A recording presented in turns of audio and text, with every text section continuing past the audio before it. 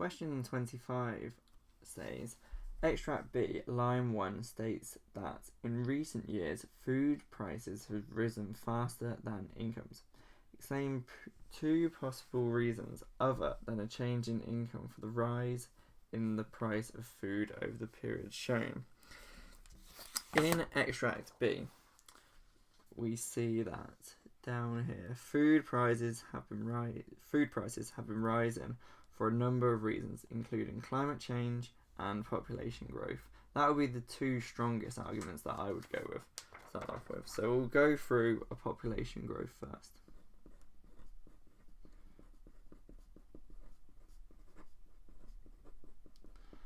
As the population grows, more and more, there's greater demand pressure on resources. So that causes, as the population grows, demand will shift to the right.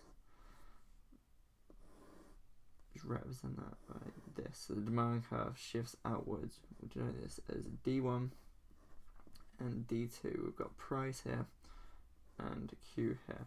Also, we'll say that supply is fairly inelastic, meaning that we are quite near our production capacity. So initially we're at this equilibrium, just here. So that is E1 with Q1 and a price of P1. Then the demand curve shifts outwards and we then move to this equilibrium, E2, with a higher price level of P1 and slightly more output, but not too much more. So the population puts pressure on the price of food to go up. And as supply is fairly inelastic, this price rise is a significant amount. That's one. Then we can go on to climate change.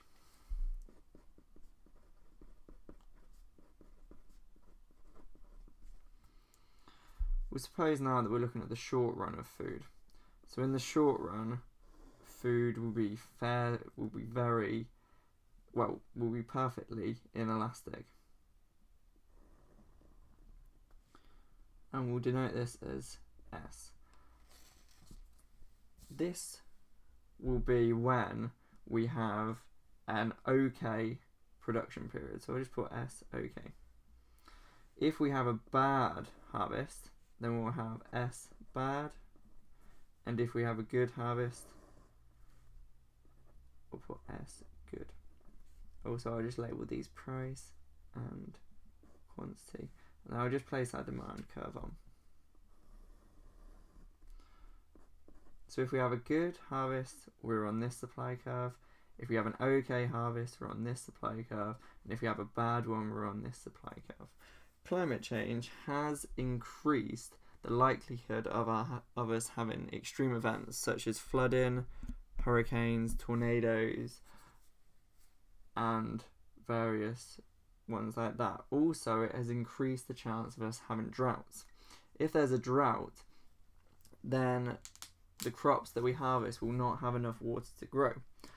Also, if there is excessive flooding and our crops get flooded and contaminated, then that destroys the harvest as well.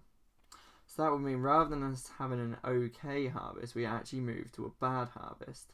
In an okay harvest, the price would be P okay. But in a bad harvest, we have less output, and this is rationed out through the market mechanism by the price rising to P bad. So this could be a second reason why we are seeing that prices are rising.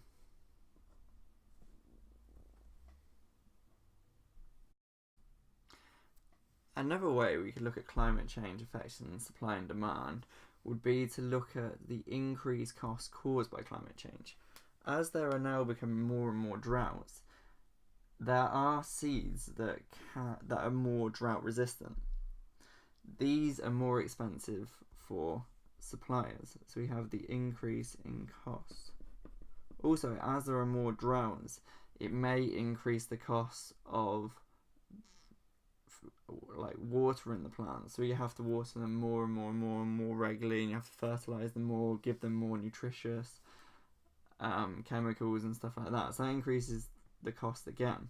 If the cost increases, then we see that firms are less willing to supply the goods to the market. So initially we were at this point on this supply curve, and now we move to this supply curve.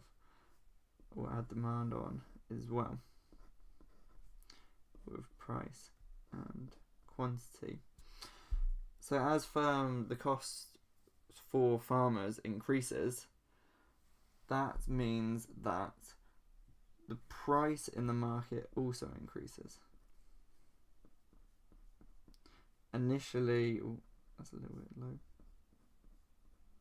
Initially our price was here with a quantity here, and then it moves to a quantity here and a price of here. So because the cost of production has increased, firms are less willing to supply the goods to the market, so supply shifts this way. Demand curve stays the same. Demand is quite inelastic, and that causes the price to increase. That's another way that we could view climate change climate change causing the price of food to rise over the period shown.